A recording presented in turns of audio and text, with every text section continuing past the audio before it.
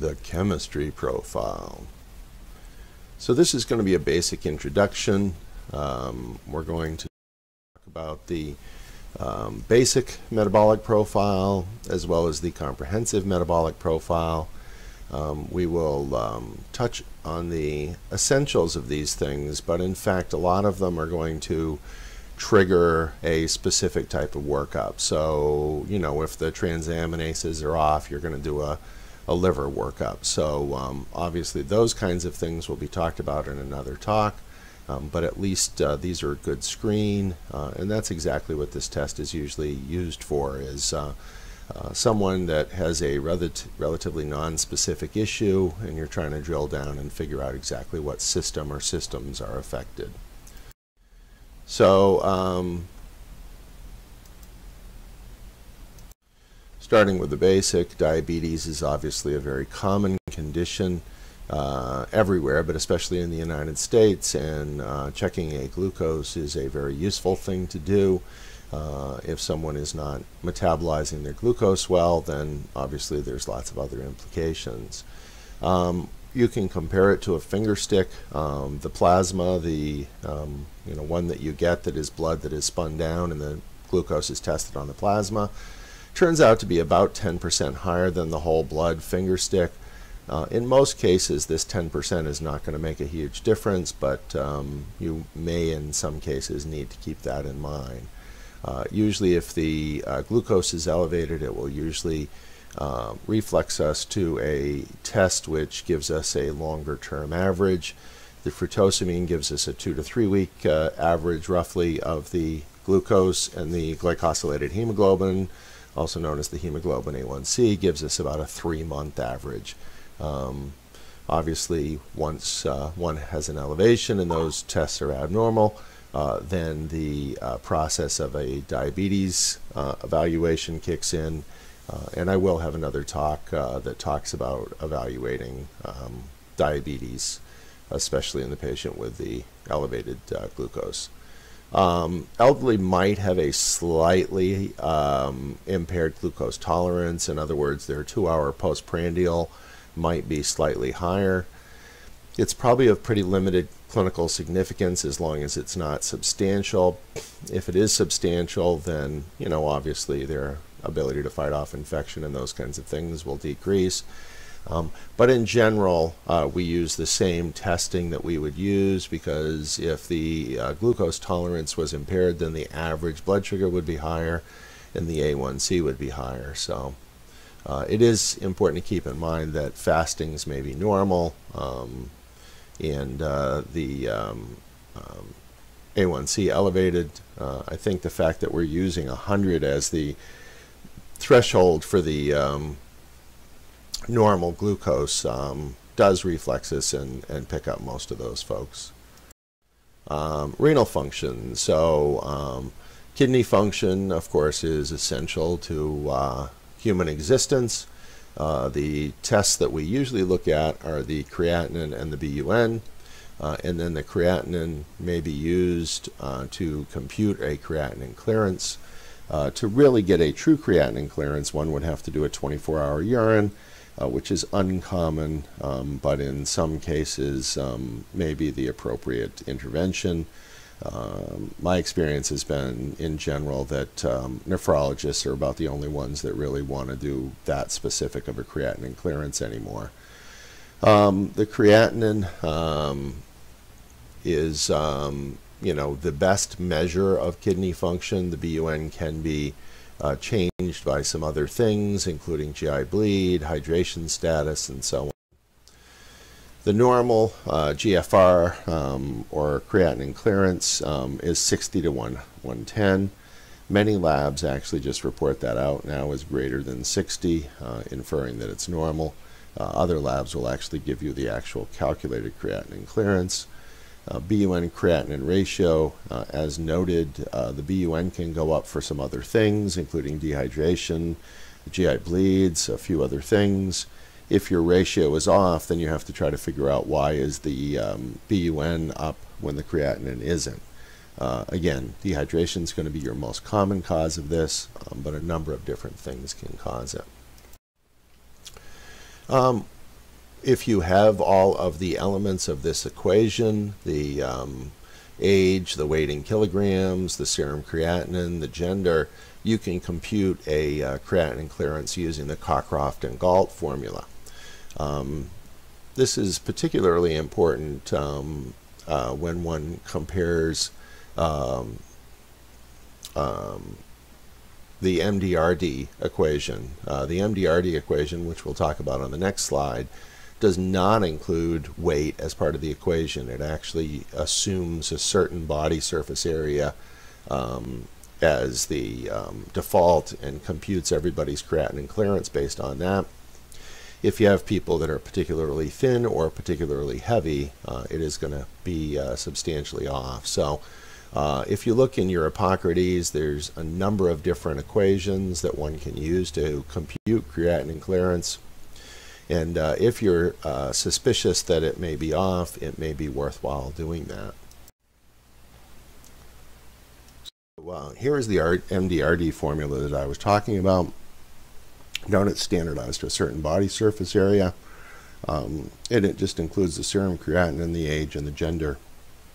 It will adjust for African American, but this has to be entered into the equation, and depending on whether the lab is vigilant on doing this, you'll have to consider that.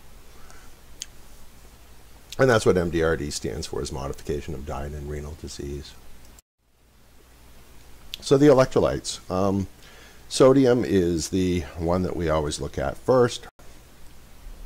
It is, obviously key to function. It can be low, and it often is. So the question when one has a low sodium is, why is that? Well, the most common thing we're going to see is something called syndrome of inappropriate ADH. And syndrome of inappropriate ADH can happen from a number of different things. And again, we'll probably talk about that in another talk. But a cancer, especially a small cell cancer of the lung, is on your differential. So you need to make sure that you've ruled that out. Beyond that, SIADH is usually related to some sort of chronic illness. And so you have a lot of elderly people that have very slightly low sodiums. They've had diabetes, they've had hypertension, they've had something that's affected their sodium metabolism. If you have someone who is diluted, their sodium will go down. Interestingly, the symptoms of hyponatremia are usually dependent on the total amount of sodium in the body rather than actually the concentration. So if you have someone who is overhydrated, their sodium will appear low, but they won't usually have any symptoms. On the other hand, if you have somebody who is very underhydrated, they may show a low normal sodium and may even start to be having some symptoms of hyponatremia. So if you've got somebody that's diluted, you may be giving them a hypotonic solution. It would be very unusual in the United States for someone to be hyponatremic related to not getting enough sodium in their diet. So again, SIADH, certain cancers, especially small cell cancer of the lung, general debilitation or chronic illnesses, and sometimes we just don't know why. But it is common enough that you do want to keep it in mind. So when the sodium goes low, what can happen is the fluid will shift into the cells. You'll get anorexia, nausea, vomiting. The best symptom that seems to be sort of a hallmark of hyponatremia is confusion. And this is why when you have someone who is confused, you need to make sure to do a good set of labs, looking for a delirium that might be related to hyponatremia, especially if they've got any twitching of their muscles or anything. So you have an elderly lady, has a sodium of 131, and the normal is 135 to 145. Now, what happens with a lot of inexperienced clinicians is they say this is abnormal, we should replace it, we should increase her sodium. The problem is that if she's gotten there gradually, some proteins have actually developed within the cell to create the homeostasis of the amount of fluid within and without the cell. So if you increase the amount of sodium and more sodium shifts into the cells will actually swell up and will actually cause problems. So it is critical when you have someone with hyponatremia to know what their baseline sodium is. Now, if you have somebody that has a normal baseline sodium of 140, and then they are in the hospital and they've gotten large amounts of bladder irrigation solution, and that's, you know, sucked a lot of sodium out of their system, and their sodium is now 128 and they're confused, then that makes perfect sense to replace the sodium. The problem is that if you have this 85-year-old lady who has a normal sodium of 131, and then she comes in the hospital and her sodium is 131, you don't want to replace it because you can cause swelling of a number of different cells. One type of cell that is particularly sensitive to that is the pones. And so if you give someone high levels of sodium that is normally hyponatremic, they can develop central pontine myelinosis. And so one would not want to do that. This is why in most hospitals 3% sodium is very well regulated, and the pharmacy won't dispense it until they're absolutely convinced that it's being an appropriate use of it. Even regular, normal saline can kind of get you into a little bit of trouble, but nowhere near the use of hypertonic salines. So in this particular lady, don't just do something, stand there. You know, watch her, see what happens, see if she has any symptoms, you know, figure out what's going on. But don't get crazy and try replacing her. Now, sodium does occasionally go high. It's actually pretty unusual that it goes high. And usually there's other labs that are tipping you in a certain direction or making you think of a certain thing. The isolated elevated sodium is not usually going to be anything that's particularly helpful. Does it go up in dehydration? It can, but in the majority of people that are dehydrated, a number of different things are going to go up before that. You know, if you have someone who has, you know, severe diarrhea, those kinds of things, yes, they may have elevated sodium. Interestingly, they get almost the same symptoms as they do with the low sodium. The confusion, twitching, nausea, vomiting, etc. So when you look at somebody who is dehydrated, the high sodium is not really going to be your first place to go. The first place to look is the BUN creatinine ratio. So if you have a ratio of 25, you know, a creatinine of 1, a BUN of 25, that's going to really make you think that there's probably some dehydration. Even the hematocrit goes up before the sodium does. The normal ratio, of course, is 1 to 3 hemoglobin to hematocrit. If you have a, you know, a ratio in which it's more concentrated, then that could indicate dehydration. On the other hand, you're also going to be looking for physical exam signs. Decreased tissue turgor, noting full well that in the elderly that you can't really use their arms to test for tissue turgor. You have to use a central area. So over the sternum or over the forehead are the places where you really want to check for tissue turgor. The other things that you usually will find in dehydration would be elevated pulse rate and possibly low blood pressure. Always, of course, when you're looking for elevated pulse rate, look to see if they're on a beta blocker, because if they are on beta blockade, then they're not really usually going to be able to increase their pulse when they become dehydrated, making them far more likely to have symptoms and making it much more likely that their orthostatic vital signs are going to be abnormal. Potassium. Potassium is a substance that we get very worried about because it is critical to cardiac function. So we pay very close attention to it. Low sodium. The most common causes of low sodium are usually us. We've given them some kind of a diuretic, whether it be a loop diuretic like Lasix or hydrochlorothiazide, one of the thiazide diuretics. Those are all potassium depleting diuretics.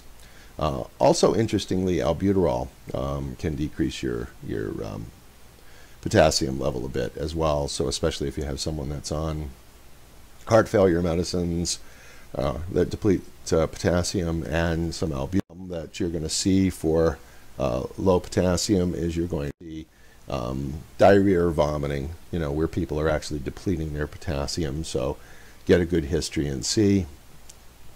It's not common that people don't get in enough potassium. Most Americans get enough potassium in their diet, we think, but it is possible that someone's not getting enough, and if they do supplement their diet with bananas, oranges tend to have some potassium, coffee often has some potassium, and you can find some good lists of good sources of potassium. So high potassium, of course, is the more concerning one. Low potassium can result in certain cardiac issues, and especially if you've got certain medicines on board, you worry about that. But high potassium is much more likely to cause cardiac irritability and dysrhythmias. So if someone has high potassium, the first question is, do they have an accurate test? Just because high potassium is probably one of the most common lab errors that occurs, just because if any of the cells have hemolyzed, then a lot of potassium is going to leak out of the cells and give you a falsely high potassium. So just make sure that it's an accurate test. You might have to repeat it. If it is high, the most common cause is going to be kidney issues, which of course you're going to be able to see looking at the BUN and creatinine. If one has an acutely high potassium, it may even be necessary to try to get it down quickly. K-exalate can do that. There's an oral or a rectal version of that, and there is an acute care technique that I'll mention on another slide in a minute. You probably also don't want them to be taking in a lot of potassium, and in renal patients they often do have restrictions on their potassium. So again, before you do anything, make sure you've got an accurate potassium. And again, just to remind you why that shift happens, if you look at the extracellular concentration of sodium and potassium, they're the exact opposite. And if you remember back to physiology with a sodium-potassium pump, you know that the body is pumping out sodium and pumping in potassium, and that the intracellular environment is obviously very different from the extracellular environment, and so hemolysis will dramatically increase the measurement of the serum potassium. Now, if you have someone in an acute care setting and they've got really high potassium, the first thing to remember is that sometimes the serum potassium is high because it's shifted out because of acidosis, and you do want to address whatever's going on. So if you've got somebody that's in DKA, you want to give them some insulin so that they can be getting their sugar into the cells. The potassium will follow the sugar into the cells. And so you obviously, when you have somebody in DKA, you have to be giving them an intravenous solution that also includes some potassium. And you know, the potassium will flow in, the serum potassium will go down, and you stop worrying about the risk of cardiac dysrhythmia. Bicarb will do the same kind of thing by lowering the acidosis. It shifts the potassium back into the cells. It's a short-term solution. It's not something that is anything that we'll ever do in primary care. But if anybody ends up in acute care setting, there are a couple of strategies. The other one is to do the insulin D50 thing, just as we said. So even in someone who is non-diabetic, if you give them some 50% dextrose, you can actually make their blood sugar go high. You can actually have some insulin given, which will then shift that higher blood sugar into the cells. It'll usually keep the potassium down for 5 or 6 hours, This is a favorite trick of night house officers so that they can keep the potassium down long enough for the attendings to get back in the morning. Again, the other thing that we can do is we can try to suck some potassium out through the bowel. If you had diarrhea, that would cause it, and a way to create the same effect is to use K-exalate. You can give it orally, you can give it as a retention enema, and it basically will osmotically shift the potassium into the intraluminal space, and then when they defecate, they'll actually defecate out the potassium. Again, the other thing about renal hyperkalemia is if you do have renal failure, it can occur. The other thing to keep in mind, of course, is the potassium-sparing diuretics, the most common of which that we use is spironolactone, and we use that a lot in heart failure. It's really good medicine for peripheral edema. But again, if you've got somebody who is having issues with elevated potassium, you're not going to be able to use those. Now, another thing that's on the comprehensive metabolic profile is the proteins. And so the first thing we usually look at is the total protein. High total protein is rarely of any significance. If you've got somebody who has evidence of inflammation or infection, you think they have hepatitis B, hepatitis C, or HIV, or some other major issue, then it might be high. And so if it is high, again, it's going to reflex you to do some other testing. Most commonly, if you're thinking something like multiple myeloma, you're going to do a serum protein electrophoresis. If you're thinking hepatitis B or C, obviously you'll do that testing. Rarely will the elevation be a surprise to you. And then you'll go ahead and you'll do that additional evaluation. Low total proteins are a lot more common. You can see those in liver disorders, just because, of course, the albumin is synthesized in the liver, so that if you do have a liver disorder, your albumin will go down. With kidney disorders, you can be peeing out additional protein, so you can lose it.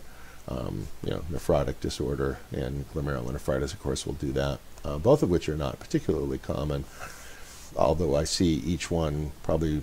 The glomerulonephritis I've only seen once in 15 years, and the nephrotic syndrome I've seen probably once every 5 to 10 years. If someone has inadequate protein intake, their total protein and especially their albumin can go down. Malabsorption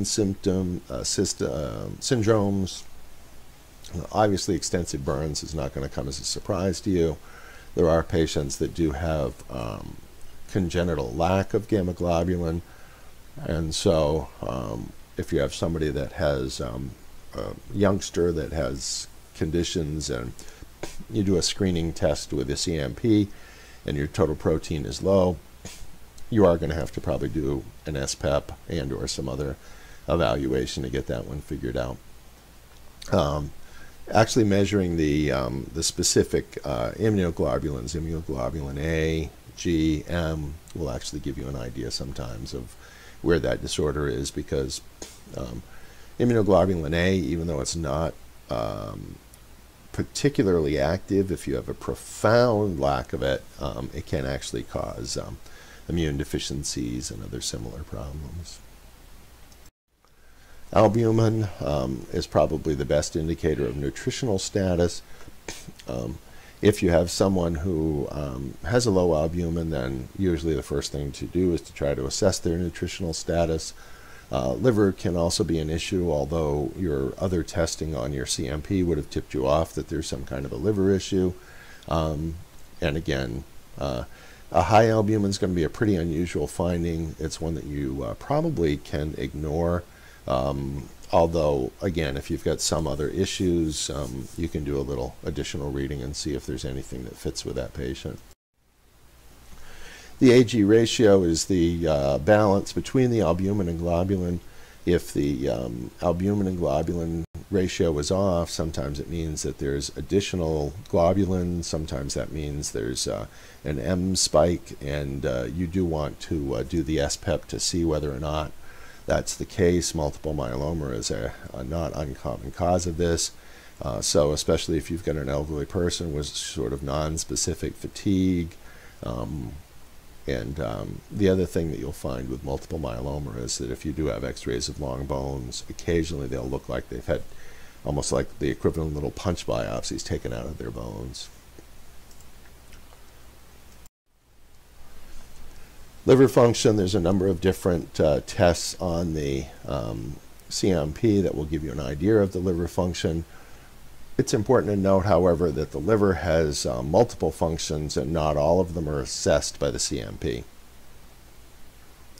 So the transaminases, AST and ALT, are included on the CMP. The GGT is not. The GGT is a little bit more sensitive, so if you have someone that has liver issues, you can add it. My experience is it's been kind of twitchy, and that if you have somebody that has 4 or 5 beers the night before, it'll go up, but it'll go right back down. So that's one of the reasons, to be honest with you, that it's not included on the screening test, but it is an option, and I will do another talk on laboratory assessment of liver issues. Albumin, as noted, is essentially a liver function test as well. There's other things that the liver does, including clotting and metabolism of ammonia, that you will need to get other testing, specific testing to assess. So if you have elevations of the ALT and AST, certain patterns are going to head you in a certain direction. If you have a 3-to-1 ratio of AST to ALT, then you're going to be thinking more likely that it can be an alcohol issue, and you're going to want to do additional assessment around that. On the other hand, sometimes it's hard to figure out. The first thing to do is repeat those transaminases in a month or so if they're just 2 to 3 times normal. You know, if they're 10 times normal, then obviously you're going to repeat them more quickly than that. Some things, including like mono, can actually give you a bump in your transaminases. So it's not always an ominous sign. On the other hand, there are a number of different serious things that can be reflected in elevated transaminases. So if you repeat them and they're still elevated, commonly all of us will have a little bit of a plan. My plan is to do the lab profile that's included on this slide. Other people, if that's elevated, will actually just refer them to GI.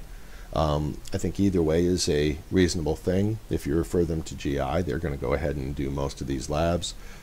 And the labs include hepatitis B surface antigen, hepatitis C testing, ANA testing to look for autoimmune processes, anti-smooth muscle antibody testing, iron and TIABC testing, ceruloplasm if they're under 40, alpha-1 antitrypsin, serum protein electrophoresis, ProTime, and an ultrasound of the right upper quadrant. And an AMA if the alkaline phos is elevated, looking for primary biliary cirrhosis. Uncommon condition, but one that you do want to diagnose early if you possibly can. Again, alk phos is a difficult thing to figure out because oftentimes it is elevated for a bony reason. But if you do have elevated transaminases and an elevated alk phos, then you may want to do that additional test looking for PBC. So to remind you that if you have an isolated elevated alk phos, especially in an elderly person, it's almost always going to be related to a bony issue. Probably the most common bony issue that you'll see is Paget's disease of bone. For most of us, if it's a mild elevation, 1.5 times or so, we're just going to leave it alone. Paget's disease, in severe cases, you'll see some remodeling of the skull. You'll see some other bony issues, but for the majority of things, you're really not going to have much to do for Paget's. The bisphosphonates that we use for osteoporosis can also be effective in Paget's, but again, unless you have somebody that has severe symptoms, those are rarely going to be used. The bilirubin is also included on the comprehensive metabolic profile. It is a test that is pretty commonly elevated, and The most common reason for that is going to be a condition called Gilbert syndrome, and probably somewhere between upwards of 5% of the population have Gilbert syndrome. And basically they are people that just sort of metabolize their bilirubin a little slower than the average.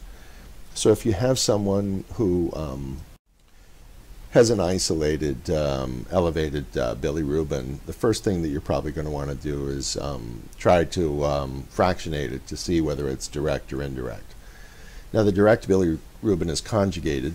That means that the liver has basically done its work on it, and it is not able to get from the liver down through the biliary tract into the intestines. Bilirubin is a major component of bile, so once it's metabolized in the liver, it travels down that track. So the first thing to think of if you've got someone that has, abdominal pain and a elevated direct bilirubin is that they've got some sort of a stone in their common duct that's blocking off the flow of the bilirubin in bile out. On the other hand, if you have a normal direct bilirubin, that means that that tract is probably intact, that as soon as it's metabolized, it seems to be able to get into the intestine, but that the metabolism process is slowed. Again, if you've got an isolated, mild elevation of your bilirubin, it's all indirect. Most of us will just assume that that's Gilbert syndrome. Some actually will try to get GI to evaluate that and sign off on it. Not wrong to do that, although my experience has been that often does not add much to your care. The anion gap is another test which I personally find fairly difficult to interpret. I think it's actually really useful for people that do hospital practice when they're trying to figure out whether your an acidosis that you have is a high anion gap or a low anion gap acidosis. Short of that, it rarely, I think, adds much to the care of a patient in primary care. It's calculated using the sodium, the chloride, and the bicarbonate. The problem with that, of course, is that there are other anions and cations that are not included in that that are going to be influencing the acidosis and the fluid balance in intra and extracellular. So if you have someone who has an acidosis, then you're going to use this as a way to direct your evaluation. Short of that, most of us usually don't use it. I did post a case on the discussion board recently of a patient that had a high anion gap. For me, that just made it such that I did evaluate the possible causes. Lactic acidosis, I looked to see if he was on metformin. I looked to see if there was another cause. Ketoacidosis, make sure he did not have excessive alcohol intake, make sure he did not have any evidence of diabetes.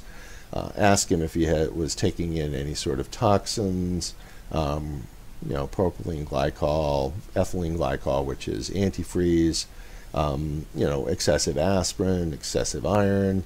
He's not on INH for tuberculosis. So in general, I personally think that this was an abnormality of the York Hospital testing system, just because we had 2 or 3 elevated anion gaps with our lab. We went to another emergency room and the anion gap was actually normal. So it might have actually been the lab testing at the local hospital where I am. But at any rate, I still think it was useful to go through the differential diagnosis process. Low anion gap is usually low albumin, but you would have seen that already on your CMP. Calcium, the first thing to remind yourself is that the serum calcium is going to be protein related. So that if you have a low protein, you're going to have a low calcium. So if you have someone that has a low calcium, the first thing to do is look at the albumin. If the albumin is particularly low, they don't really have a low calcium, they just have a low calcium binding ability. So the amount of free calcium is actually probably going to be normal, and that's the type of calcium that's more critical. High calcium, same kind of thing. So if you have someone who has high calcium but has a low albumin, then they really have a high calcium. So you do need to do a corrected calcium calculation. So high calcium, unfortunately, is a rather ominous sign. In about 10% of the cases, when you repeat it, it's gone away and you never have to worry about it again. The other 90% of cases, however, are going to turn out to be a parathyroid problem or often a cancer, either multiple myeloma or a metastatic lesion that has increased the serum calcium. And here's an example of a case where the serum calcium looks normal, but if you actually do a corrected calcium, if you get out your Hippocrates right now, when you go to your calculators on that second page, which is available even in the free Hippocrates, then you can actually compute the serum calcium as a corrected calcium, and you'll see that in fact this patient has a hypercalcemia, and in a woman with malaise and a history of breast cancer, it's going to make you go looking for a metastatic lesion, although it could also be another primary, and she might have something like multiple myeloma, so you're going to do an SPAP, you're going to go looking for that as well. Low calcium, the first thing to look at is are they on some kind of a medicine that is washing out their calcium. Diuretics can commonly do that. That is the correct spelling of gentamicin, by the way. There are no Y's in gentamicin. The other is Tagamet, mag sulfate. If they have a parathormone problem, they also can have low calcium. Obviously, that would be the opposite kind of parathormone issue than the one that would cause high calcium. But again, parathyroid issues are always on your differential when you have a calcium issue. So just to remind you, if you have a high calcium, the first thing to do is make sure you repeat it, because at least 10% of the time it'll just kind of go away. If you repeat it and it's still high, some people, the first thing they do is do a parathormone level, and then if that explains it, they don't have to go any further.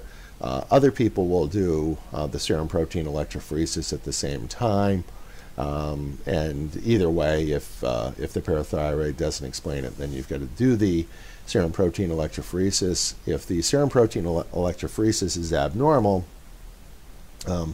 then that really is a referral to hematology oncology. They'll need to do a bone marrow before the diagnosis of multiple myeloma can be confirmed.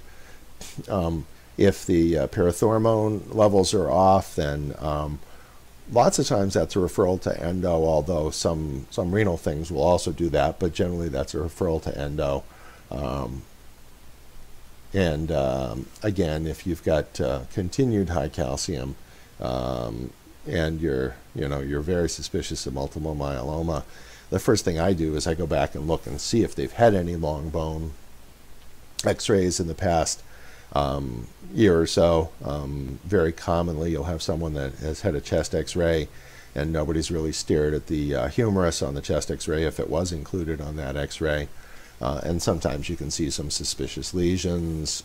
Again, all the more reason to get them to hem-onc and get them diagnosed if you see anything like that. So again, a number of different talks are going to be hopefully generated over the next year or two. I'm going to try to generate talks that look at liver issues, that look at renal issues. All of those are usually going to have started with a abnormal CMP or a similar screening test, but they will have additional testing that is included on them, of course. So I look forward to doing those.